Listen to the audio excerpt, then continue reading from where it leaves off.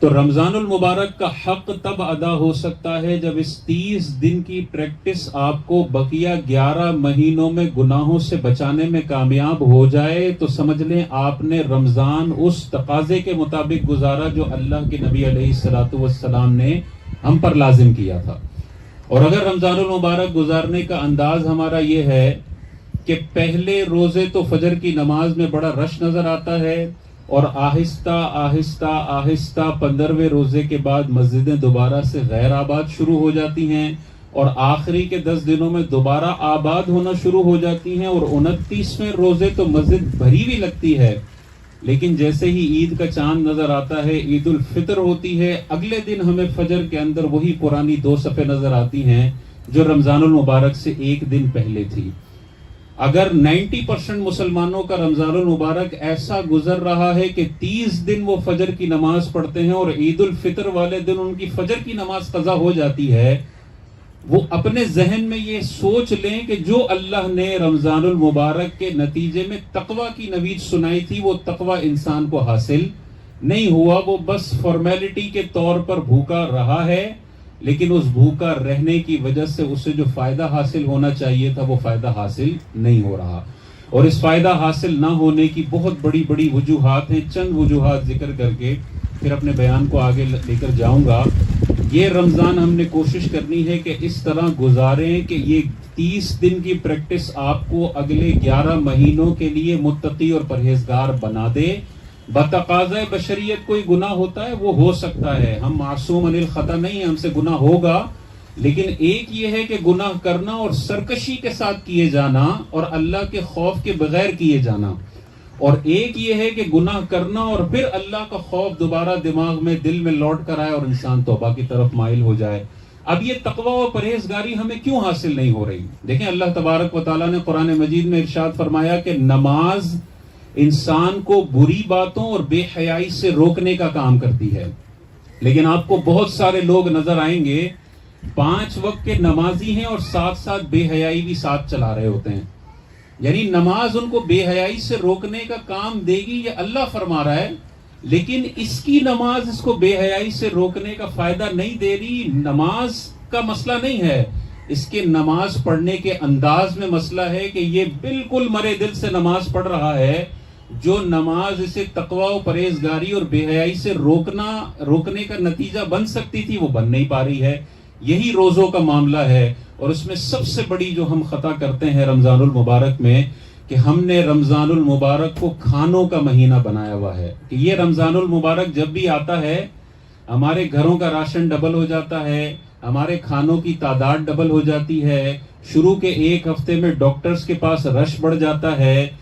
جو بھوک کی وجہ سے انسان کو تقوی و پرہیزگاری حاصل ہونی چاہیے تھی، شہوتوں کا غلبہ کم ہونا چاہیے تھا، گناہوں کی طرف اٹریکشن کم ہونی چاہیے تھی، وہ بھوک انسان روزے میں پیدا ہی نہیں ہونے دیتا۔ سحری میں اتنا زیادہ کھاتے ہیں کہ ظہر عصر تک ان کو بھوک نہ لگے، اور مغرب میں اتنا زیادہ کھاتے ہیں کہ مغرب کی جماعت نکلنے کا سب سے بڑا ریزن یہ ہے کہ افطار میں بہت زیادہ کھا لیا، اور بہت سارے لوگوں کی تراویح ضائع ہونے کا سب سے بڑا ریزن یہ ہے کہ افطار کے اندر ایسے کھانے پہ ٹوٹ پڑتے ہیں کہ جیسے کبھی کھانا دیکھا نہ ہو۔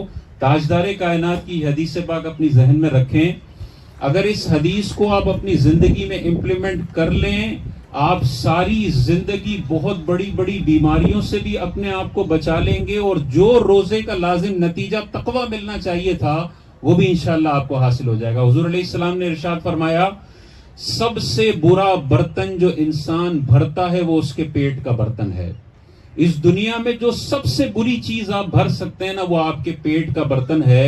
حضور علیہ الصلوۃ والسلام نے آگے ارشاد فرمایا انسان کے لیے چند لقمے کافی ہیں جو اس کی کمر کو سیدھا رکھ سکے، بس۔ یعنی انسان، ہم نے تو بعض اوقات اپنی زندگی کو کھانا زندگی کا بنیادی مقصد بنایا ہوتا ہے نا، ناشتہ، پھر دوپہر کا، پھر رات کا۔ تاجدار کائنات ارشاد فرما رہے ہیں انسان کے لیے چند لقمے کافی ہیں جو اس کی کمر کو سیدھا رکھ سکیں۔ آگے حضور علیہ السلام نے ارشاد فرمایا اگر اسے زیادہ کھانے کی طلب ہو، یعنی چند لقمے کھانے پھر رک جانا ہے، حضور علیہ السلام آگے ارشاد فرماتے ہیں اگر کبھی اسے زیادہ کھانے کی طلب ہو تو پیٹ کا تہائی حصہ کرے اور تہائی سے زیادہ پیٹ میں روٹی نہ ڈالے. یعنی اگر آپ کا فل پیٹ 3 روٹیوں میں بھرتا ہے تو تاجدار کائنات ارشاد فرماتے ہیں کہ 1 روٹی سے زیادہ نہ تم نے سحری میں کھانا ہے اور 1 روٹی سے زیادہ نہ تم نے افطار میں کھانا ہے. ہم جو ساری زندگی اپنے جسموں پر ظلم کرتے ہیں، صبح 10 بجے حضرت نے ٹنکی فل کر کے ناشتہ کر لیا، دوپہر کو 2 بجے دوبارہ ابھی پیٹ خالی ہونے کے مرحلے میں تھا، دوبارہ کبھی بھی پیٹ خالی نہیں رہنے دیتے، دوبارہ فل کر لیا، اور پھر رات کا کھانا، اور پھر 12 بجے الگ سے سنیکس چل رہے ہوتے ہیں. آج دیکھیں ہاسپٹلز کا کتنا زیادہ، آپ جا کے دیکھیں کتنا برا حال ہے. 30 سال کے لوگوں کو شوگر ہو رہی ہے، 35 سال کے لوگوں کو ہارٹ اٹیک ہو رہا ہے. یہ کیا وجہ کیا ہے؟ اتنا ظلم ہم اپنے جسم پر کرتے ہیں غذاؤں کی وجہ سے اور مختلف مرغ و مسلم کو بے دریغ کھانے کی وجہ سے. اور رمضان المبارک میں یہ کھانا کنٹرول ہونا چاہیے تھا، لیکن ہم اس کھانے کو اور 4 گنا بڑھا کے اپنے جسموں پر ظلم کرتے ہیں. خدا را ہمیں تاجدار کائنات کی اس حدیث کو اپنی زندگی میں نافذ کرنا چاہیے. اپنے آپ سے عہد کر لیں کہ میں نے اس حدیث پر عمل کرنا ہے. دسترخوان میں اس وقت تک کھانا ہے جتنے میں فیل کرتا ہوں کہ میری کمر سیدھی رہے گی. یہ مطلب نہیں ہونا چاہیے کہ دسترخوان سے اٹھنا ہی نہیں ہے جب تک میرا پیٹ نہ بھر جائے. حضرت عائشہ صدیقہ رضی اللہ تعالی عنہا ارشاد فرماتی ہیں کہ حضور علیہ الصلوۃ والسلام کے وصال ظاہری کے بعد سب سے بڑی بدعت اور سب سے پہلی بدعت جو ظاہر ہوئی وہ پیٹ بھر کر کھانا کھانا تھا. آج یہ معمول ہے کہ پیٹ بھر کر کھانا اور موٹاپا اور مختلف قسم کی بیماریاں اسی کی وجہ سے ہیں. آج ڈاکٹرز ہمیں بتاتے ہیں ہاسپٹل میں جو 90% مریض آپ کو نظر آئیں گے ان کی بیماری کا صرف ایک ریزن ہے غذا. جو یہاں سے لے کر جاتے ہیں وہ مختلف بیماریوں کی شکل میں ظاہر ہوتا ہے، کبھی کینسر اور کبھی مختلف بیماریاں. بھوک آپ کو روزے میں لگنی چاہیے. یہ رمضان آپ نے ایسا گزارنا ہے کہ ظہر کے بعد آپ کو پیاس بھی لگے اور آپ کو بھوک بھی لگے. تاجدار کائنات کی یہ حدیث اپنے ذہن میں رکھیے گا. حضور علیہ الصلوۃ والسلام نے نوجوان نسل سے فرمایا کہ اے نوجوانوں کے گروہ، تم میں جس میں استطاعت ہو وہ نکاح کر لے، اور اگر تم میں نکاح کی استطاعت نہیں ہے تو تمہیں چاہیے کہ تم روزہ رکھو کہ روزہ شہوتوں کو کاٹ کر رکھ دیتا ہے. جب انسان مرغ و مسلم کھائے، مختلف غذاؤں سے ہر وقت اپنا پیٹ بھرا رکھے تو پھر گناہ کرنے کا جو مزہ ہے یا گناہ کرنے کا جو اٹریکشن ہے وہ یہاں پر ہوتی ہے. اور ایک دن آپ اپنی غذا کو بڑا لمٹ کر کے رکھیں، بہت منیمم غذا کی طرف اپنے آپ کو مرکوز کر کے رکھیں. آپ یہ محسوس کریں گے کہ جب غذا بہت زیادہ کھاتا ہوں تو نماز قضا کرنے کا بہت زیادہ دل کرتا ہے، مختلف گناہ میں پڑھنے کا بڑا دل کرتا ہے. اور جس دن میری غذا بڑی لمیٹڈ ہوتی ہے اس دن مجھے عبادتوں کی طرف میرا شوق بڑھ جاتا ہے اور گناہوں کی لذت کم ہو جاتی ہے. یہ فارمولا تاجدار کائنات نے عطا فرمایا. تمہیں گناہوں کی اٹریکشن کو جڑ سے ختم کرنا ہے، اپنی غذاؤں کو کنٹرول کر لو. تو یہ فرائیڈ غذائیں اور سحری میں یہاں تک ٹنکی فل کرنا اور افطار میں ٹنکی فل کرنا، اپنے آپ کو ان ظالمانہ چیزوں سے بچا کر رکھیں، بچوں کو بچا کر رکھیں. ہم بعض اوقات بچوں کو مختلف چیزیں ایسی فراہم کرتے ہیں، ہمارے پاس تو رپورٹیں آتی ہیں نا کہ چھوٹے چھوٹے بچوں کے بیماریاں لگ رہی ہیں.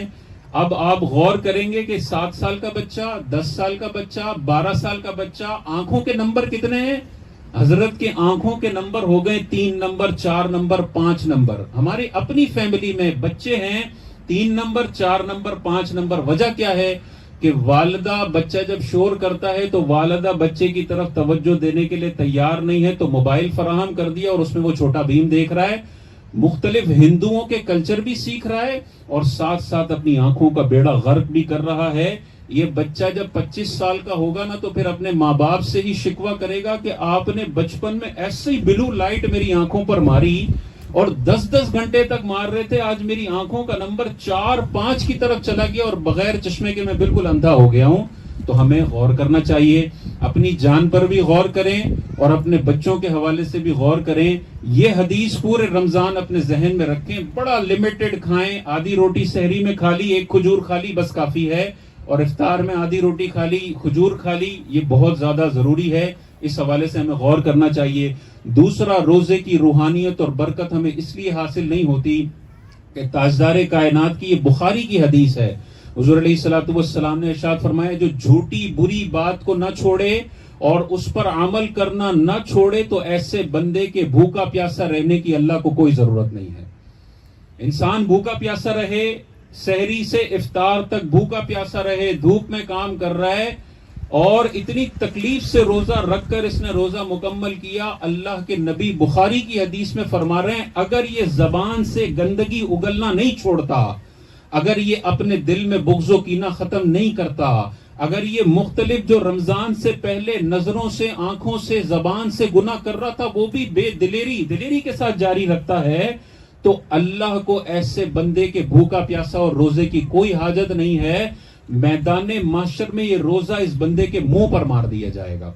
تو ہمیں روزہ رکھنا ہے، لیکن روزے کے بعد بھی اور روزے سے پہلے بھی اپنی زبانوں کو کنٹرول میں رکھنا ہے. تاجدار کائنات نے ایک اور حدیث پاک میں ارشاد فرمایا، حضور علیہ الصلوۃ والسلام نے ارشاد فرمایا جو مجھے دو جبڑوں کے درمیان جو چیز ہے اس کی ضمانت دیتا ہے اور جو دو ٹانگوں کے درمیان ہے اس کی ضمانت دیتا ہے، میں اسے جنت کی ضمانت دیتا ہوں. یعنی یہ زبان انسان کو اتنے جہنم کے گڑھے میں پہنچا سکتی ہے کہ بڑے بڑے گناہ ایک طرف اور زبان کا گناہ ایک طرف. دیکھیں نا حضور علیہ الصلوۃ والسلام نے کیا ارشاد فرمایا کہ جہنم میں خواتین کی تعداد مردوں سے زیادہ میں نے پائی ہے، کثرت سے خواتین ہوں گی. وجہ کیا ہے کہ وہ شوہر کی ناشکری کرتی ہیں اور مختلف زبان کے گناہوں میں اپنے آپ کو ملوث رکھتی ہیں. تو آج بعض اوقات سحری کے بعد روزہ شروع ہوتا ہے اور پھر صبح اٹھنے کے بعد غیبتوں اور چغلیوں اور بہتان تراشیوں کا بازار افطار تک گرم ہوتا ہے. ہم غور نہیں کرتے. دیکھیں زنا کرنے کو حرام قرار دیا گیا. حضور علیہ الصلوۃ والسلام نے ارشاد فرمایا اگر تم اپنے بھائی کی پیٹھ پیچھے برائی کرو تو یہ زنا میں پڑنے سے زیادہ بدتر گناہ ہے. یعنی اندازہ کریں اتنا کبھی گناہ. لیکن حضور علیہ السلام ارشاد فرماتے ہیں اپنی زبان سے اپنے بھائی کی پیٹھ پیچھے برائی کرنا مردار بھائی کا گوشت کھانے جیسا ہے اور اتنے بڑے فحش گناہ سے زیادہ بڑا گناہ ہے. ہم بعض اوقات کسی چور کو تو برا سمجھ رہے ہوتے ہیں کہ یہ چور ہے، یہ زانی ہے، یہ شرابی ہے، اس کو برا سمجھ رہے ہوتے ہیں، لیکن زبان کے حوالے سے قرآن میں اتنی واضح آیتیں آئی ہیں، لیکن ہم بعض اوقات ساری زندگی اپنے زبان کا بے دریغ استعمال کرتے ہیں اور اس کے حوالے سے جو عذابات آئے ہیں وہ ہماری نظر میں نہیں ہوتے. اس رمضان ہم نے تہیہ کرنا ہے کہ ہم نے جسمانی غذا کا بھی روزہ رکھا ہوا ہے اور اپنی زبان کو بھی لوگوں کی غیبت سے میں نے بچانا ہے. یہ اصول بنا لیں. برائی کا جب بھی تذکرہ آئے گا کسی انسان کا نام میری زبان پر نہیں آئے گا. اچھائی کرتے وقت آپ نام لیں، فلاں عبد الستار بھائی، فلاں شمیم بھائی، فلاں یہ بھائی، فلاں یہ بھائی، لیکن جب بھی برائی کا تذکرہ آئے گا میرا نفس جتنا مجھے کہہ رہا ہے یار اس کا نام لے، اس کا نام لے، اس کا نام لے کے برائی کر، میں نے اپنی زبان پر نام نہیں لینا. آپ جنرل برائی کر سکتے ہیں کہ یار چوری بڑی عام ہو گئی ہے، فراڈ بڑا عام ہو گیا ہے، جھوٹ بڑا عام ہو گیا ہے، بدنگاہی بڑی عام ہو گئی ہے، لیکن آپ یہ نہیں کہہ سکتے کہ فلاں کا شوہر چور ہے، فلاں کا شوہر شرابی ہے، فلاں کا شوہر یہ غلط کام کرتا ہے. یہ پیٹھ پیچھے برائی ہے. اور بعض اوقات جب مردوں کو اور خواتین کو سمجھایا جاتا ہے کہ بھائی پیٹھ پیچھے برائی مت کرو تو وہ کہتی ہیں کہ ہم سچ تو بات کہہ رہے ہیں، یہ سچی برائی ہے، یہ جھوٹ نہیں ہے. غور کرنا چاہیے. غیبت کی تعریف ہی یہی ہے کہ کسی کی پیٹھ پیچھے اس کی سچی برائی کو غیبت کہا جاتا ہے. جھوٹی برائی اگر آپ کر رہے ہیں تو وہ بہتان ہے، وہ غیبت سے بڑا گناہ ہے. تو ہمیں غور کرنا چاہیے. زبان کی آفتوں سے اپنے آپ کو بچا کر رکھیں. حضور علیہ الصلوۃ والسلام کی اس حدیث پر اپنے آپ کو عمل کرنے کے لیے آپ نے تیار کرنا ہے کہ میں اتنی محنت بھی کروں روزہ کرنے کے لیے اور پھر بھی روزہ میرے منہ پر مار دیا جائے. اس سے بہتر ہے کہ میں روزہ اس طرح رکھوں کہ حضور کی اس حدیث پر میں نے عمل کرنا ہے. تم بولو تو اچھی بات بولو اور بری بات بولنے سے بہتر ہے کہ انسان اپنا منہ بند رکھے. بس یہ اصول ہے. منہ سے نکلے گی تو اچھی بات نکلے گی اور برائی کا جتنا دل کر رہا ہے وہ اندر دب جائے گی. میری زبان سے کسی کی ذلت آمیز جملہ نہیں نکلے گا، کسی کی عزت خراب کرنے والا جملہ نہیں نکلے گا اور کسی کی عزت کے حوالے سے کوئی نازیبا جملہ میں نے نہیں نکالنا ہے. اس حوالے سے ہم نے غور کرنا چاہیے. اور تیسرا، بہت سارے لوگ آپ کو نظر آئیں گے اس ماہ مبارک کے اندر، اس ماہ مبارک میں اپنی مغفرت کروانے سے وہ ناکام رہتے ہیں اور مغفرت نہیں کروا سکتے. تاجدار کائنات نے ارشاد فرمایا، آپ تو ماشاءاللہ روزے رکھتے ہوں گے، لیکن آپ کے ارد گرد بہت سارے ایسے لوگ ہوں گے جو گٹکے کی وجہ سے روزہ چھوڑ رہے ہیں، سگریٹ کی وجہ سے روزہ چھوڑ رہے ہیں. وہ 50 ڈگری دھوپ میں کام کر رہا ہے تو روزہ چھوڑ رہا ہے. یہ 3 حدیثیں اپنے ذہن میں رکھیں اور ہر اس شخص تک پہنچائیں جو رمضان کو بڑی دلیری اور جرت مندی کے ساتھ اللہ کی نافرمانی میں گزارتا ہے. حضور علیہ الصلوۃ والسلام نے ارشاد فرمایا کہ جو رمضان المبارک کا ایک روزہ قضا کرے، ایک روزہ نہ رکھے، بغیر کسی بیماری اور بغیر کسی رخصت کی وجہ سے جان بوجھ کے روزہ چھوڑ دیتا ہے، تو اس روزے کی قضا کے طور پر وہ ساری زندگی کا روزہ رکھے لیکن اس ایک روزے کے برابر نہیں ہو سکتا ہے. رمضان کا ایک روزہ اور 70 سال کے روزے دونوں برابر نہیں ہو سکتے، اتنا زیادہ قیمتی روزہ ہے. اگلی حدیث میں حضور علیہ الصلوۃ والسلام نے ارشاد فرمایا، خواب میں میرا گزر ایسے لوگوں پر سے ہوا جن کو ان کے ٹخنوں کی رگوں سے الٹا لٹکایا ہوا تھا اور ان کے جبڑوں کو پھاڑا ہوا تھا جن سے خون مسلسل جاری تھا. میں نے پوچھا یہ کون لوگ ہیں؟ تو فرشتوں نے بتایا کہ یا رسول اللہ یہ وہ لوگ ہیں جو افطار سے پہلے روزہ افطار کر لیا کرتے تھے. یعنی افطار آیا نہیں ہے اور روزہ چھوڑ دیتے ہیں. میدان محشر میں اللہ نے کیسے ذلت آمیز عذاب میں انہیں مبتلا فرمایا کہ رگوں سے اللہ تعالیٰ ان کو الٹا لٹکائے گا اور ان کے جبڑوں کو پھاڑا جائے گا جس سے خون مسلسل رس رہا ہو. بعض اوقات ہم روزہ خوروں کے ساتھ ایسا رویہ اختیار کرتے ہیں کہ وہ موٹیویٹ ہوتے ہیں کہ یار میں روزہ چھوڑتا ہوں پھر بھی مجھے کوئی شرم دلانے کے لیے تیار نہیں ہے، میری کوئی حوصلہ شکنی کرنے کے لیے تیار نہیں ہے، بلکہ ہر بندہ مجھے نظر آتا ہے جو میری حوصلہ افزائی کر رہا ہوتا ہے. جیسے پہلے سلام کر رہا تھا اب بھی سلام کر رہا ہے، جیسے پہلے ہنسی مذاق ٹھٹا چل رہا تھا ابھی ہنسی مذاق ٹھٹا چل رہا ہے.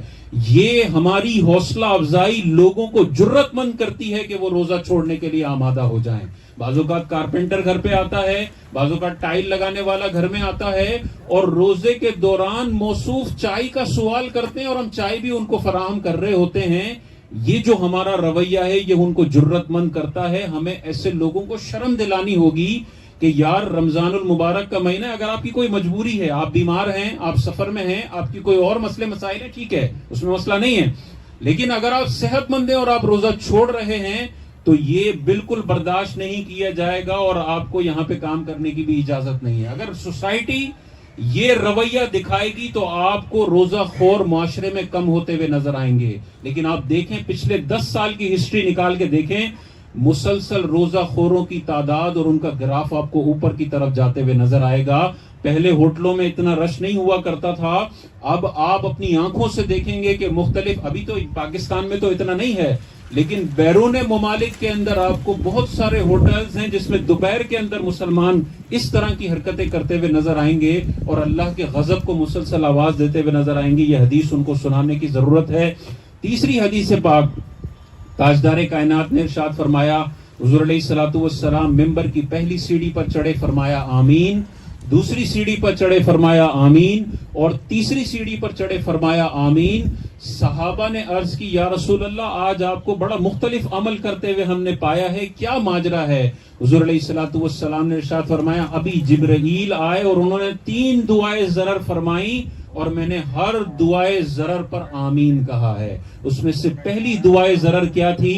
حضرت جبرائیل نے یہ دعا کی کہ آپ کی امت میں سے ہر وہ شخص ہلاک ہو جائے، ہر وہ شخص برباد ہو جائے جو رمضان المبارک کا مہینہ پا کر بھی اللہ سے اپنے لیے بخشش و مغفرت کا پروانہ جاری نہ کروا سکا. رمضان کا مہینہ پایا لیکن ایسی بے دردی کے ساتھ اس رمضان کو گزارا، صرف کھانے پینے اور عیاشی کے اندر اور راتیں فضول کاموں میں جاگنے میں گزارا اور روزے کی برکت اور اللہ کی مغفرت حاصل نہ کر سکا، وہ ہلاک و برباد ہو جائے. امام الانبیاء نے اس دعائے ضرر پر آمین کہا ہے. اندازہ کریں فرشتوں کے سردار دعا کر رہے ہیں بے دردی سے رمضان کو گزارنے والے کے لیے اور امام الانبیاء اس دعا پر آمین کہہ رہے ہیں. اس دعا کی قبولیت میں کسی کو کوئی شک نہیں ہونا چاہیے. تو ہمیں یہ غور کرنا، یہ آپشنل نہیں ہے کہ اللہ کی رحمت چھما چھم برس رہی ہے، جو لینا چاہے لے لے، جو نہیں لینا چاہے نہیں لے. نہیں، ہر مسلمان نے لینی ہے یہ رحمتیں. اگر یہ رحمت لینے میں کوئی ناکام رہا تو رحمت سے بھی مایوسی ہے، اور اللہ کے نبی نے ایسے بندے کے لیے ہلاک ہونے کی دعا فرمائی ہے. وہ کبھی بھی آباد نہیں ہو سکتا جو رمضانوں کو بے دردی کے ساتھ اور بڑی جرت مندی اور دلیری کے ساتھ گناہوں سے آلودہ کرتا ہے. اس حوالے سے ہمیں غور کرنا چاہیے. آج کل ٹائم پاس کرنے کے لیے سوشل میڈیا کا دور ہے. روزوں کے اندر سوشل میڈیا چل رہا ہوتا ہے، اور اس میں بعض اوقات ہم انٹینشنلی کوئی گندی چیز نہیں دیکھ رہے ہوتے، لیکن ہم آگے بڑھ رہے ہوتے ہیں تو اچانک ایتھیسٹ کا کلپ آ جاتا ہے جو خدا کے وجود کا انکار کر رہا ہے، اور اس میں وہ 4-5 اعتراضات کرتا ہے. بعض اوقات کوئی ایک اعتراض انسان کے دماغ میں گھر کر جاتا ہے. اور ہمارے پاس ایسی سٹوریز ریگولر آتی ہیں. ماں باپ نے اپنے بچوں کو کینیڈا پڑھنے بھیجا، 2 سال بعد بچے نے ماسٹر بھی کمپلیٹ کر لی اور ایتھیزم کو بھی مکمل طور پر اپنا لیا، یہودیت کو بھی مکمل طور پر اپنا لیا، اور عیسائیت کو بھی مکمل طور پر اپنا لیا. بعض اوقات انگلش کے چکر میں اور اپنے بچوں کو بڑا اعلیٰ مستقبل دینے کے چکر میں عقائد سکھائے بغیر اپنے بچوں کو کینیڈا اور یو ایس سے بھیج دیتے ہیں. اور ایسے ماں باپ کو ہم نے فون پہ خون کے آنسو روتے ہوئے دیکھا ہے کہ اب ہمارا بچہ ملحد ہو گیا ہے، اللہ اور رسول کے وجود کا انکار کرتا ہے، اور مسلسل وہ شراب کا عادی ہو گیا ہے اور زنا کا عادی ہو گیا ہے. تو ہمیں اس حوالے سے غور کرنا چاہیے. یہ رمضان غنیمت جانیں، اور اس رمضان المبارک میں فضولیات میں نہ پڑیں. صراط الجنان فی تفسیر القرآن پلے اسٹور پہ آپ کو ایک اپلیکیشن ملے گی، وہ آپ سب نے ڈاؤن لوڈ کرنی ہے اور تہیہ کر لینا ہے. روزانہ 4 آیتیں، ہر نماز کے بعد 5 آیتیں، 10 آیتیں، جتنا آپ کا اسٹیمنا ہے وہ آیتیں آپ نے ترجمہ اور تفسیر کے ساتھ پڑھنی ہے. اتنی شاندار اپلیکیشن ہے، ہر ایک آیت کو الگ سے انہوں نے ٹیب کے طور پر بنایا ہوا. آپ کلک کریں گے، آیت نظر آئے گی، شاندار ترجمہ نظر آئے گا، اور اس کے نیچے اتنی شاندار تفسیر ہے. آپ ایک دن پڑھ کے دیکھیں، آپ کا دل کرے گا کہ یار روزانہ اب یہ قرآن مجید کی تفسیر میں مکمل کرتا ہوں. اگر آپ 4 آیتیں روزانہ ہر نماز کے بعد مکمل کر لیں تو 20 آیتیں بنتی ہیں روز کی، اور اس حساب سے آپ 11.5 مہینوں میں پورا قرآن ترجمہ اور تفسیر کے ساتھ مکمل کرنے میں کامیاب ہو جائیں گے. اور یہ کتنے منٹوں کا عمل ہے؟ ہر نماز کے بعد 4 آیتیں، ایک آیت کو ترجمہ اور تفسیر کے ساتھ پڑھنے میں 1 سے 1.5 منٹ لگتا ہے، زیادہ لے لیں تو 2 منٹ. 4 آیتوں کے لیے آپ سے مطالبہ ہے صرف 8 منٹوں کا یا 6 منٹوں کا. آپ 5 نمازوں کے بعد اس ایپلیکیشن میں روزانہ 20 آیتوں کا ترجمہ اور تفسیر پڑھ لیں تو 11 مہینوں میں آپ کامیاب ہو جائیں گے قرآن کو ترجمہ اور تفسیر سے پڑھنے کے. اور علماء نے واضح طور پر اپنی کتابوں میں لکھا ہے کہ آپ 100 قرآن مجید صرف ناظرہ پڑھ لیں اور قرآن کا 1 رکوع ترجمہ اور تفسیر کے ساتھ پڑھیں اور اس کے تقاضوں کے مطابق اپنی زندگی کو تبدیل کر دیں.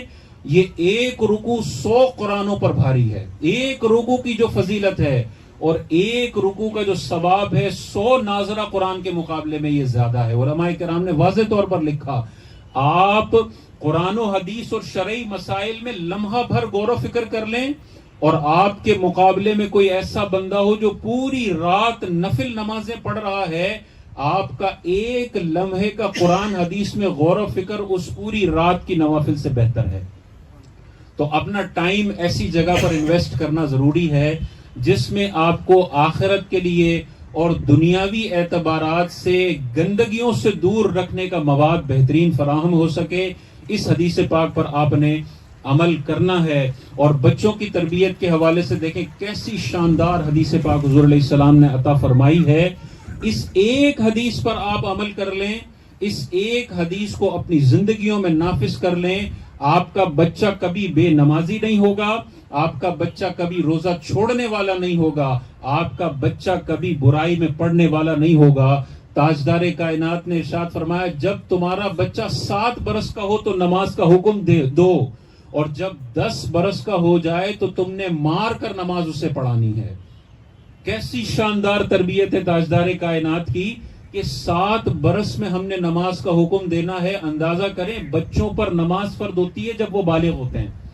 لڑکے میں بلوغت کی عمر ہے 12 سے 15 سال. اس دوران جب بھی آثار بلوغت نظر آئیں گے بچہ بالغ. اور لڑکی میں بلوغت کی عمر ہے 9 سے 15 سال. اس درمیان جب بھی آثار بلوغت نظر آئیں گے وہ بالغ ہو جائے گی. تاجدار کائنات ماں باپ کو کیا ارشاد فرما رہے ہیں کہ ابھی تمہارے بچے کے بالغ ہونے میں 4 سال 5 سال کا ٹائم باقی ہے. تم نے اس سے پہلے روزانہ اپنے بچے کو فجر میں اٹھانا ہے. اندازہ کریں اگر آپ کا بچہ فجر کی نماز فرض ہونے سے 5 سال پہلے فجر میں اٹھنے کا عادی ہو تو 6 سال فجر میں اٹھنا اس کے لیے دنیا کا آسان ترین کام ہوگا. ہمارا مسئلہ کیا ہے؟ آج 99% مسلمانوں کی آبادی فجر کو بے دردی سے کیوں قضا کرتی ہے؟ حضور کی اس روشن حدیث پر ہم نے عمل کرنا چھوڑ دیا ہے کہ 7 برس سے آپ اپنے بچے کی فجر میں نیند خراب کریں. 7 بجے بچے کو اٹھانے کے لیے جو جذبہ ہوتا ہے نا ماں کا کہ اگر نہ اٹھے تو اٹھایا جاتا ہے زبردستی اور شور شرابہ کرے تب بھی اسے مار مار کے اسکول بھیجا جاتا ہے. ABCD کے لیے ہم اتنی فکر کرتے ہیں.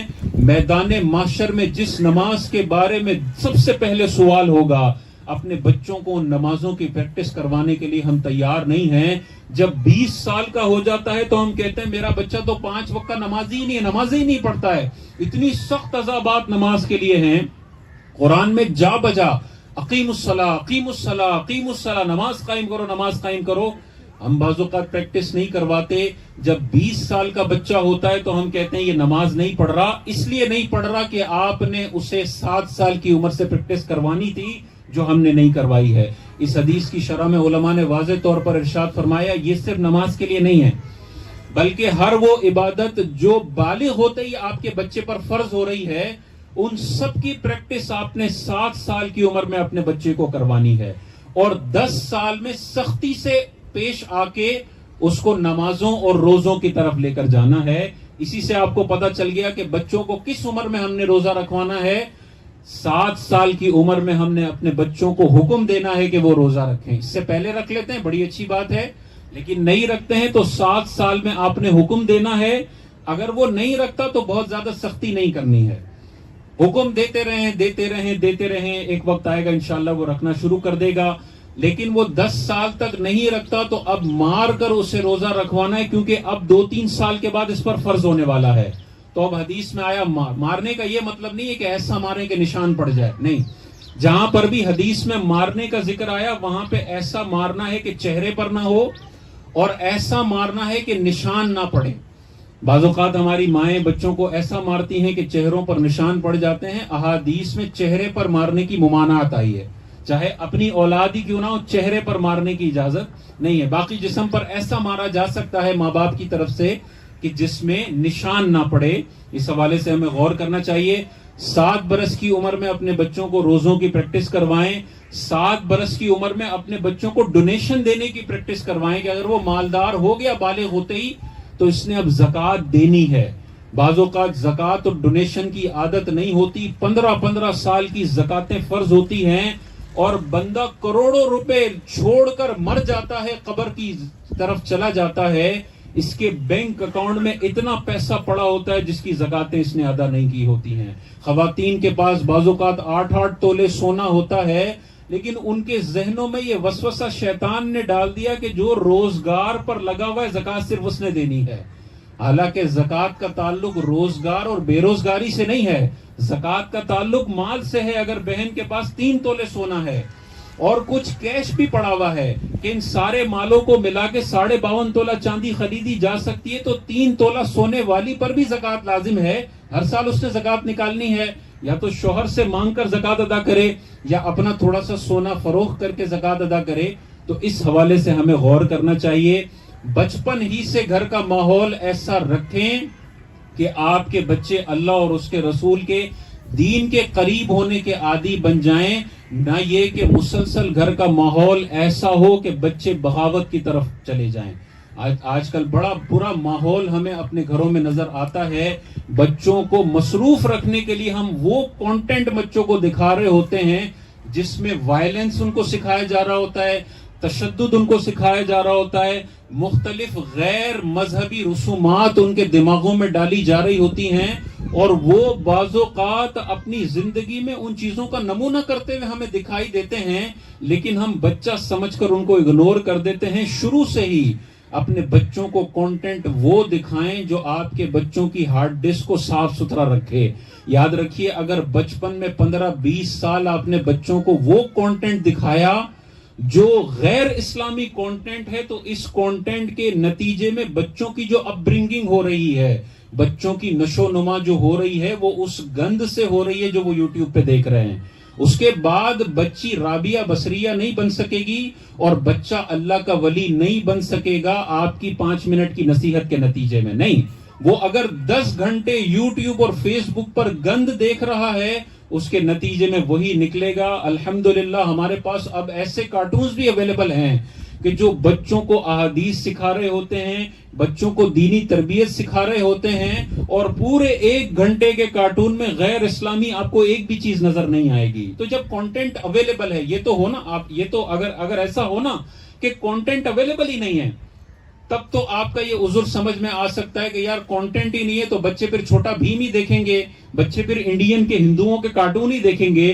جب ہمارے علماء کرام نے کروڑوں روپے لگا کے ایسے شاندار کارٹونز بنا دیے ہیں جو بچہ اگر آپ دیکھے تو رات کو سوتے وقت آپ کو سونے کی دعا پڑھتا ہوا نظر آئے گا، آپ حیران ہو جائیں گے کہ میں نے تو کبھی نہیں سکھائی، لیکن وہ کنیز فاطمہ دیکھتا ہے، غلام رسول دیکھتا ہے، اس میں سوتے وقت اسے سونے کی دعا سکھائی جاتی ہے، صبح اٹھتے وقت اسے دعا سکھائی جاتی ہے، اسے لوگوں کا شکریہ ادا کرنا سکھایا جاتا ہے، اسے عورتوں کے پردے کے آداب سکھائے جاتے ہیں۔ چھوٹی چھوٹی بچیاں اسکارف میں ہوتی ہیں، جب بچہ مسلسل یہ دیکھتا ہے تو اس کی شخصیت بھی اسی طرح ڈیولپ ہونا شروع ہوتی ہے جو وہ اسکرین پر دیکھ رہا ہے، اور اس کے مقابلے میں جو بچہ گند دیکھ رہا ہوتا ہے پھر بعد میں شخصیت بھی اسی طریقے سے ڈیولپ ہوتی ہے۔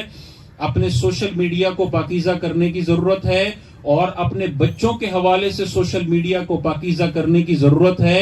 اس کا بڑا خطرناک نتیجہ ہمیں نوجوان نسل میں نظر آ رہا ہے، اور آج کل کے جو چھوٹے چھوٹے بچے ہیں، جب یہ اپنی 15 سال کی عمر تک پہنچیں گے اس وقت تو یہ کینسر عروج پر ہو چکا ہوگا۔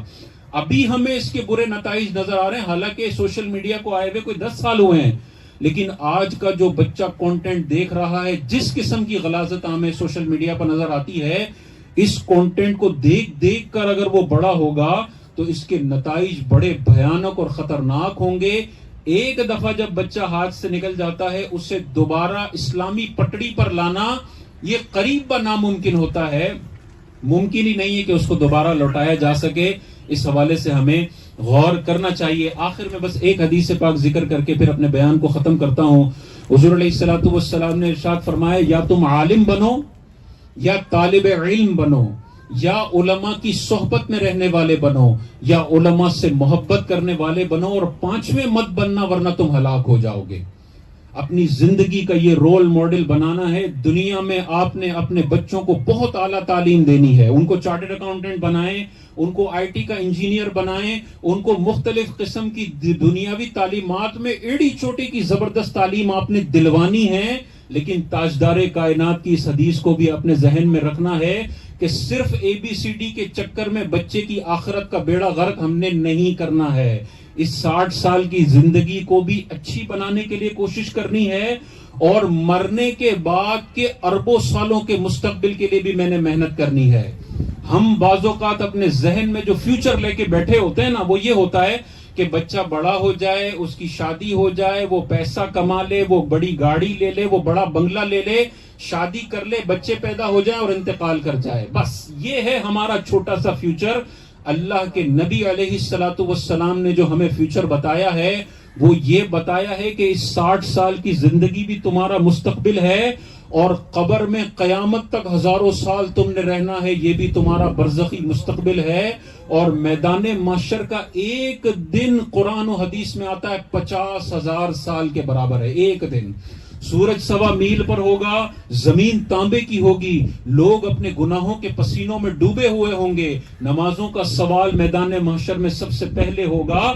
اس مستقبل کے حوالے سے ماں باپ سوچنے کے لیے تیار نہیں ہیں، نوجوان نسل سوچنے کے لیے تیار نہیں ہے۔ وجہ یہ ہے کہ ہم نے بس دنیا کی رنگینیوں کو اپنا سب کچھ بنا لیا ہے کہ بس یہاں پر میں نے اپنا اسٹیٹس ایسا بلند رکھنا ہے کہ سب کہیں واہ بھائی اس کی گاڑی دیکھو، اس کا گھر دیکھو، اس کے مال و متاع دیکھو. ٹھیک ہے، یہاں پہ لائف سٹائل آپ اچھا رکھ سکتے ہیں. ہمارے جو عشرہ مبشرہ صحابہ ہیں، ٹاپ 10 صحابہ، ان میں 5 سے 6 صحابہ ایسے تھے جو اربوں پتی تھے. آج کل کے حساب سے اربوں پتی دولت. حضرت عبد الرحمن بن عوف ایک جنگ میں 900 اونٹ صدقہ کیا کرتے تھے. اندازہ کریں جو عبد الرحمن بن عوف 900 اونٹ ڈونیٹ کر رہے ہیں، ان کی اپنی دولت کتنی عروج پر ہوگی. تو زیادہ مال جمع کر کے اس کے تقاضے کے مطابق مال کو خرچ کرنا یہ منع نہیں ہے، لیکن منع وہ زندگی ہے جس میں انسان کی نظر میں صرف دولت ہو، کہ مال آ جائے، مال آ جائے، مال آ جائے، چاہے اللہ ناراض ہوتا ہے، چاہے اللہ کے حبیب ناراض ہوتے ہیں. میں نے زندگی کا ایک مقصد بنایا ہے کہ میرے بینک بیلنسز میں اضافہ ہونا چاہیے. یہ دولت انسان کو دنیا میں بھی ذلیل کرواتی ہے اور آخرت میں بھی ذلت اس کا مقدر بنتی ہے. دولت ایسی کمائیں کہ آپ کی زندگی بھی اچھی رہے اور مرنے کے بعد کا نہ ختم ہونے والا مستقبل بھی اچھا رہے. اور اس کے لیے جو ڈگری حضور علیہ السلام نے بتائی ہے، دنیا میں تو بڑی ہم اس کریئر کاؤنسلنگ کرواتے ہیں اپنے بچوں کی کہ کیا پڑھے میرا بچہ، یہ SCCA کر لے، یہ چارٹرڈ اکاؤنٹنسی کر لے، یہ سافٹ ویئر انجینئرنگ کر لے، یہ NID یونیورسٹی چلا جائے، یہ باہر ملک چلا جائے. ٹھیک ہے، یہ کریئر کاؤنسلنگ ٹھیک ہے، لیکن آپ کے نبی جو آپ کی کریئر کاؤنسلنگ اور آپ کے بچوں کی کریئر کاؤنسلنگ کر کے گئے، وہ کیا کر کے گئے کہ تم نے اگر دینی اعتبار سے بچے کو سب سے بڑی ڈگری دینی ہے تو اس کو عالم بنانا ہے. تم نے اتنی بڑی ڈگری ہے زندگی میں، اگر آپ دینی اعتبار سے بچے کو جو سب سے بڑی ڈگری فراہم کر سکتے ہیں وہ اس کو عالم بنانے والی ڈگری ہے. آج کل اس دنیا کے اندر ہمارے پاس پڑھے لکھے علماء کی بہت زیادہ قلت ہے، بہت زیادہ قلت ہے. اور حضور علیہ الصلوۃ والسلام نے ارشاد فرمایا کہ ان قریب ایسا وقت آئے گا کہ علم اٹھا لیا جائے گا. اور علم ایسے نہیں اٹھے گا کہ سینوں سے کھینچ لیا جائے، بلکہ علم اس طرح اٹھے گا کہ علماء تیزی سے انتقال کریں گے اور ان کی جگہ لینے والا کوئی بھی نہیں ہوگا. اور پھر لوگ جاہلوں کو اپنا رہنما بنا لیں گے جو خود بھی گمراہ ہوں گے اور لوگوں کو بھی گمراہ کریں گے. یہ ہماری ذمہ داری ہے کہ ہم نے اپنے بچوں میں سے کسی ایک بچے کو ضرور عالم بنانا ہے. ہم نے کسی ایک بچے کو اللہ کے دین کو آگے پہنچانے کے لیے وقف ضرور کرنا ہے. اور ہمارے ذہنوں میں شیطان نے ڈالا ہے کہ تم مولوی بنو گے نا، تم اگر عالم بنو گے نا تو تم دنیا میں ترقی نہیں کر سکتے. یہ شیطان کا بہت بڑا وسوسہ ہے. جو عالم بن کے اللہ کے دین کی خدمت کرتا ہے نا، اس کو مرے ہوئے، انتقال ہوئے بعضوں کا 600 سال ہو جاتے ہیں، آج بھی ان کا نام زندہ ہوتا ہے. دیکھیں نا، آپ کو بڑے بڑے قارون اور بڑے بڑے اربوں پتی نظر آئے، مرنے کے بعد کوئی ایک نام لیوا نہیں ہوتا جنہوں نے اللہ کے دین کا کام کیا ہے، منبر پر بیٹھ کر لوگوں کو قرآن حدیث سکھائی ہے. اگرچہ دنیا میں وہ تھوڑی تکلیف میں گئے ہوں، لیکن آج 1000 سال بھی ان کے وصال کو ہو جائیں، ان کا نام بھی زندہ ہے. اور لوگ ہاتھ اٹھا کے اپنے ماں باپ کے لیے اتنی دعائیں نہیں کرتے جتنے اس عالم کے لیے دعائیں کر رہے ہوتے ہیں. تو ہمیں غور کرنا چاہیے، اس دنیا میں بھی اپنے بچوں کو جنت، اپنے بچوں کے لیے جنت بنانے کے لیے اعلیٰ تعلیم دلوائیں، اور قبر کو جنت کے باغوں میں سے ایک باغ بنانے کے لیے بچے کو دینی تعلیم بھی دلوائیں. آپ کا سر فخر سے بلند ہوگا کہ میرا بچہ دنیاوی تعلیم میں بھی بڑا اچھا پرفارم کر رہا ہے، اور اخروی اعتبار سے جو حضور علیہ السلام کے دین کو نقصان پہنچانے کے لیے آج سوشل میڈیا پہ لوگ ایڑی چوٹی کا زور لگا رہے ہیں، اس حملے کو روکنے کے لیے میرا بچہ بھی میدان جنگ میں موجود ہے. اگر یہ ذمہ داری ہم نہیں سمجھیں گے اور ہم اپنے بچوں کو دینی فیلڈ میں نہیں لائیں گے تو اللہ کے نبی کے دین کو بلند رکھنے کے لیے کون میدان عمل میں آئے گا؟ یہ علماء سے ہی دین کی بقا ہے. حضور علیہ السلام نے ارشاد فرمایا العلماء ورثۃ الانبیاء، علماء انبیاء کے وارث ہیں. قیامت تک جو دین اسلام باقی رہے گا وہ علماء کی برکت سے باقی رہے گا. اگر ہم اپنے بچے دین اسلام کی تبلیغ کے لیے پیش نہیں کریں گے تو میدان محشر میں اس کا حساب دینا پڑے گا. اس حوالے سے غور کریں اور اپنے بچوں کو عالم بھی بنائیں. بہت سارے لوگ میں جانتا ہوں فاسٹ یونیورسٹی سے سافٹ ویئر انجینئرنگ کا بھی کورس کیا اور رات میں درس نظامی بھی مکمل کیا. اب ایک ملٹی نیشنل کمپنی میں سافٹ ویئر انجینئر بھی ہے وہ بندہ، اور جمعے کے خطبے بھی دیتا ہے. تو ہماری کیا مسجدوں میں صرف گاؤں کے لوگوں نے جن کو ABCD نہیں آتی صرف انہوں نے ہی تبلیغ کرنی ہے؟ کوئی اچھی انگلش بولنے والا، کوئی چارٹرڈ اکاؤنٹنٹ، کوئی دنیاوی اعتبار سے پڑھا لکھا بندہ جو سامنے موجود دنیاوی اعتبار سے پڑھے ہوئے بندے کے ہم آہنگ ہو کے اور اس کے لیول پر آ کر بات کر سکے، ایسے لوگ ہم نے تیار نہیں کرنے. ہم بعض اوقات گھر میں اگر 4 بچے ہیں تو جو سب سے کند ذہن ہوتا ہے نا، جو پڑھنے لکھنے کے قابل نہیں ہے، کہتے ہیں یار اس کو مدرسے میں ڈال دو. یہ ہم اپنے دین کے ساتھ سلوک کرتے ہیں کہ جو کمزور بچہ ہے وہ دین پڑھے گا اور جو ذہین بچہ ہے وہ باہر جائے گا تعلیم حاصل کرنے کے لیے. یہ انتہائی غلط طریقہ ہے. تاجدار کائنات نے آخری حدیث ذکر کر کے اپنے بیان کو ختم کرتا ہوں. حضور علیہ الصلوۃ والسلام نے ارشاد فرمایا جب بندہ مر جاتا ہے تو اس کا عمل رک جاتا ہے سوائے 3 اعمال کے. مرنے کے بعد حضور علیہ الصلوۃ والسلام ارشاد فرماتے ہیں انسان اپنے گھر والوں کو روزانہ غمناک آواز میں ندا دیتا ہے. وہ کیا ندا ہوتی ہے؟ غمناک آواز میں مردہ اپنے گھر والوں کو ندا دیتا ہے کہ اے میرے گھر والوں، اے میرے دوستوں، میرے لیے دعا کرو اور میرے لیے صدقہ کر ہم پر مہربانی کرو. مرنے کے بعد آپ کو لوگوں کے صدقے کی ضرورت ہوگی، لوگوں کی دعاؤں کی ضرورت ہوگی. اتنا تڑپ رہا ہوگا قبر کے اندر، اور بعض اوقات اولاد 6 مہینے کے بعد قبر پر آنے کے لیے تیار نہیں ہے، دعائیں مغفرت کرنے کے لیے تیار نہیں. حضور علیہ السلام نے ارشاد فرمایا جب تم مر جاؤ گے تمہارے اعمال رک جائیں گے سوائے 3 اعمال کے. ان میں سے پہلا حضور علیہ الصلوۃ والسلام نے ارشاد فرمایا صدقہ جاریہ.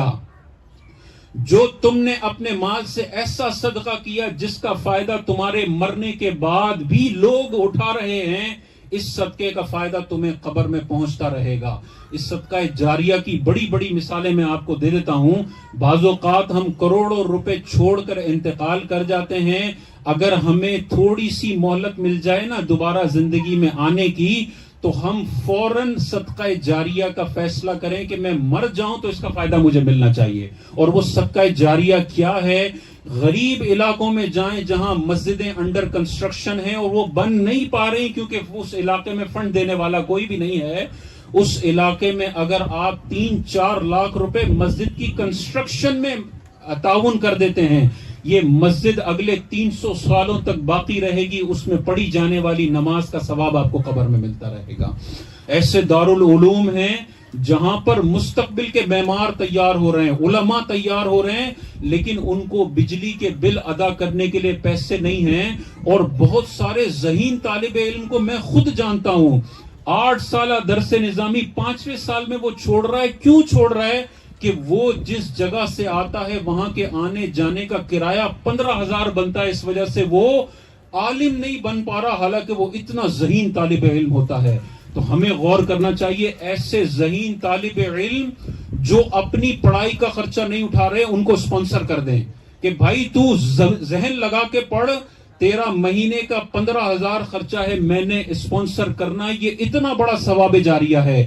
یہ اگر 8 سالہ درس نظامی مکمل کر کے عالم بن گیا، یہ جو کتابیں لکھے گا اس میں آپ کا حصہ بھی شامل ہوگا. یہ لاکھوں لوگوں کی ہدایت کا سبب بنے گا، اس میں آپ کا حصہ بھی شامل ہوگا. اور قیامت تک اس ثواب جاریہ کا اجر آپ کو اللہ تعالیٰ قبر میں عطا فرماتا رہے گا. تو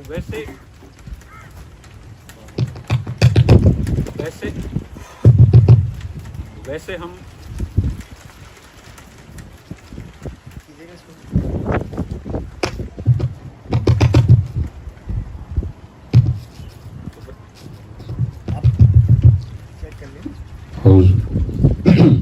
تو ویسے ہم بہت سارے صدقہ جاریہ کر رہے ہوتے ہیں اور بہت سارے ڈونیشنز کر رہے ہوتے ہیں. اب یہ 2 ڈونیشنز آپ نے اپنی ذہن میں رکھنے ہیں.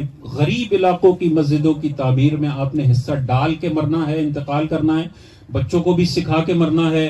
اور علماء کی فلاح و بہبود اور ایسے ادارے جہاں پر فائنانشل کمزوریاں ہیں لیکن وہ علماء تیار کر رہے ہیں، ایسے اداروں کو سپورٹ کرنا ہے. اور تیسرا اپنے بچوں کو بھی عالم بنانے کے لیے پیش کرنا ہے. یاد رکھیے جو بچہ حفظ قرآن کر لیتا ہے اس کے حافظے میں اور غیر حافظ قرآن کے حافظے میں آپ کو زمین آسمان کا فرق نظر آئے گا.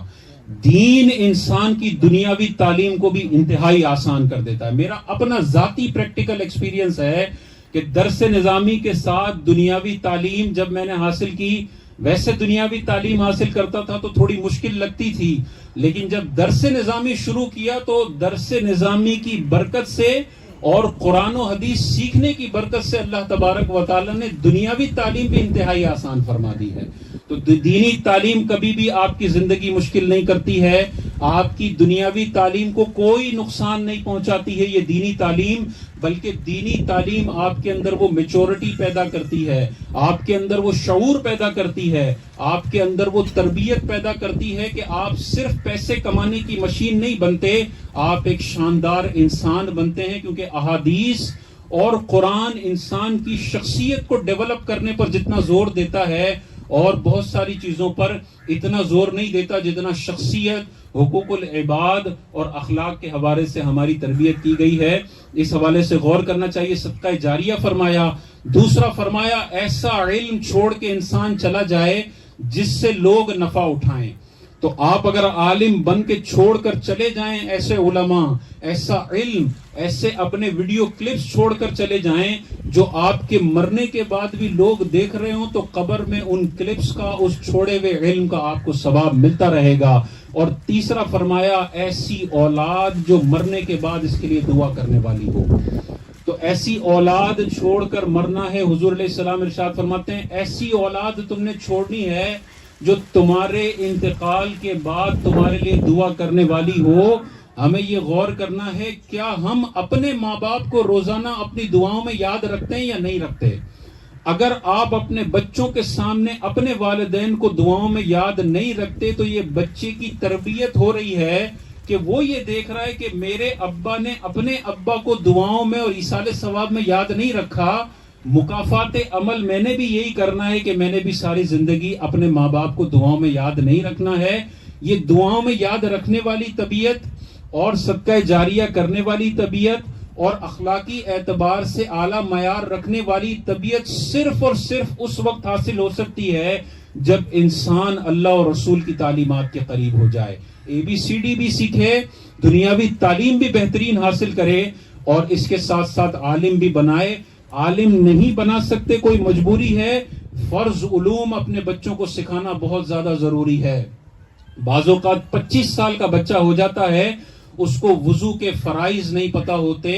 ہم وضو خانے میں بعض اوقات دیکھ رہے ہوتے ہیں 40 سال کا انسان ہے، کاروبار کی ساری مہارتیں اس کو آتی ہیں، بہترین علاقے میں رہائش ہے، لیکن وضو اتنے غلط طریقے سے کر رہا ہوتا ہے کہ وضو کے فرائض ہی پورے نہیں ہو رہے ہوتے۔ اور حضرت سے پوچھا جائے کتنے سالوں سے ایسے وضو کر رہے ہو، تو 15 سال سے ایسے وضو کر رہا ہے کہ اللہ کے وضو کے فرائض کو بھی پورا کرنے کے قابل نہیں ہے۔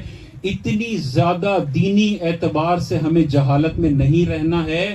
ہم بعض اوقات سمجھتے ہیں بچوں کو ناظرہ پڑھوا دیا تو ہماری دینی ذمہ داری پوری ہو گئی۔ نہیں بھائی، دینی ذمہ داری اس وقت پوری ہوگی جب فرض عبادتوں کا علم آپ اپنے بچوں کو سکھا دیں، روزے نماز کے ضروری مسائل سکھا دیں، کاروبار میں دکان پر بٹھانے سے پہلے کاروبار کے بنیادی مسائل سکھا دیں۔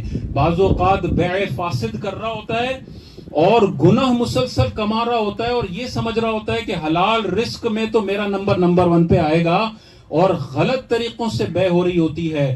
طلاق کے معاملات اتنے زیادہ خطرناک ہیں، بعضوں کا شادیاں ہو جاتی ہیں اور دولہا اور دلہن کو طلاق کے بنیادی مسائل نہیں پتہ ہوتے، نتیجہ یہ نکلتا ہے کہ اپنی جہالت میں جھگڑے کے اندر ایسا جملہ اپنے منہ سے نکالتے ہیں جس سے طلاق پڑ جاتی ہے، اور 6 سال کے بعد پتہ چلتا ہے کہ آج سے 6 سال پہلے جو میں نے جملہ کہا تھا اس سے نکاح ختم ہو چکا تھا اور اب ہم دونوں ساتھ رہ رہے ہیں۔ اتنے بڑے بڑے گناہ بعض اوقات ہو جاتے ہیں۔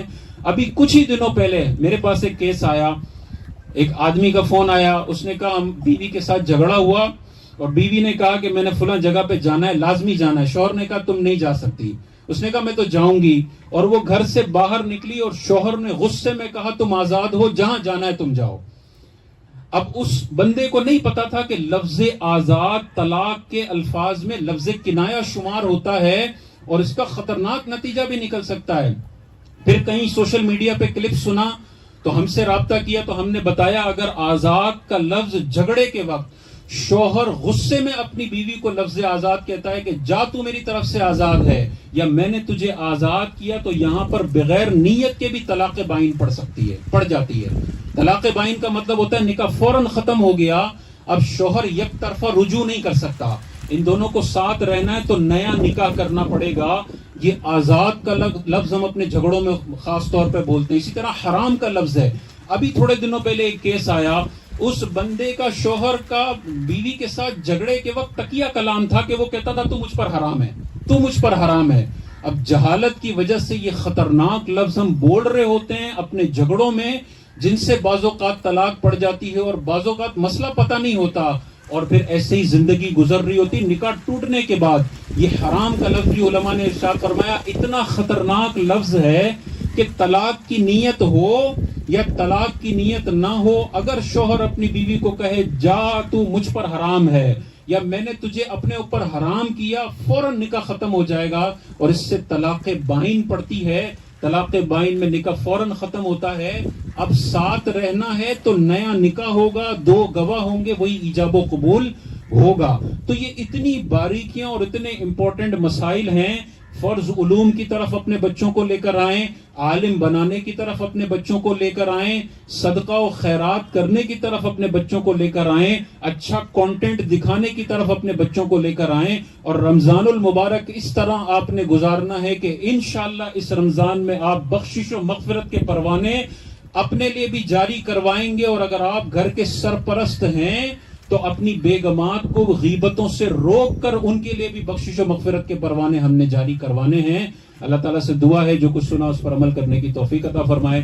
وآخر دعوانا ان الحمدللہ رب العالمین، الحمدللہ رب العالمین، والصلاة والسلام علی سید الانبیاء والمرسلین۔ ربنا آتنا في الدنيا حسنة وفي الآخرة حسنة وقنا عذاب النار۔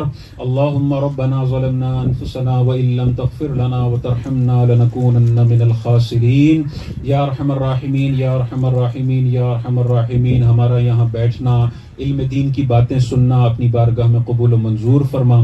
یا ارحم الراحمین، ان ساری باتوں کے تقاضوں کے مطابق ہمیں اپنی زندگی کو ڈھالنے کی توفیق عطا فرما۔ یا ارحم الراحمین، آنے والا رمضان ایسے گزارنے کی توفیق عطا فرما جیسے تیری رضا ہے۔ یا ارحم الراحمین، رمضان المبارک میں اپنی مغفرت کے پروانے جاری کروانے میں کامیاب ہونے کی توفیق عطا فرما۔ یا ارحم الراحمین، اس رمضان المبارک کے بعد بقیہ 11 مہینے بھی تیری نافرمانی سے ہمیں محفوظ فرما۔ یا ارحم الراحمین، ایسے نیک اعمال کرنے کی توفیق عطا فرما جس میں اللہ تیری رضا شامل ہو۔ یا اللہ ایسے اعمال سے دور رہنے کی توفیق عطا فرما جس سے اللہ تو ناراض ہوتا ہو۔ یا ارحم الراحمین، ہمارے بچوں کو اچھا مستقبل اس دنیا میں بھی عطا فرما، اور مرنے کے بعد قبر اور حشر میں بھی بہترین مستقبل عطا فرما۔ یا ارحم الراحمین، ہمیں قبر کے عذاب سے محفوظ فرما۔ یا ارحم الراحمین، ہماری قبروں کو تا حد نگاہ وسیع فرما دے۔ یا ارحم الراحمین، حاضرین میں سے جن کے والدین انتقال کر چکے ہیں، یا ارحم الراحمین ان تمام مرحومین کی بخشش و مغفرت فرما۔ یا ارحم الراحمین، ہمیں دنیا اور آخرت کی تمام خیر و بھلائیاں عطا فرما۔ یا ارحم الراحمین، میدان محشر کی ذلت اور رسوائیوں سے ہم سب کو محفوظ فرما۔